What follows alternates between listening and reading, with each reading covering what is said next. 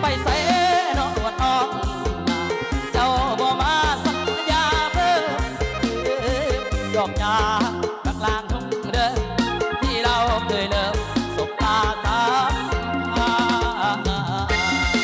เฮ้ยเฮ้ยเฮ้ยเฮ้ยเฮ้ยคำพันให้หัวใจคนเก่าคำพันให้หัวใจคนเก่าเลยมาดังส่งเก่าคอยอยู่อยู่นานเดี๋ยวคิดพากไอ้บ้าเบิ้ลเบิ้ลเบิ้ลหัวใจเฮ้ยลองทนกับผมดีเฮ็ดจะได้หัวใจหัวแห้งเฮ็ดจะได้หัวใจหัวแห้งเฮ็ดการสีแดงเจ้าให้นำที่ทำเอาของเจ้าสุญญ์เจ้าบอกย้ำว่าเธอทำทุกเรื่องจะตามมาส่งมาเสียของตามองดอกไม้หัวใจซึ่งกันเก็บดอกจานมันในสัญญาจักกระจันที่ไรร้องมา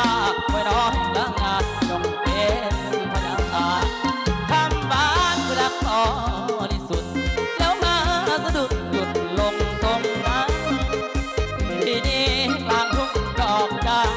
ที่มาลำพันเดียวได้ไรแฟนเจ้าดอกจานไปบ้านกลางทุ่งไปบ้านในกลุ่มเสียแล้วพน้องกลายเป็นกุหลาบประดับใจผู้ใดน้องทิ้งคนมอสอลงห้างกลางนา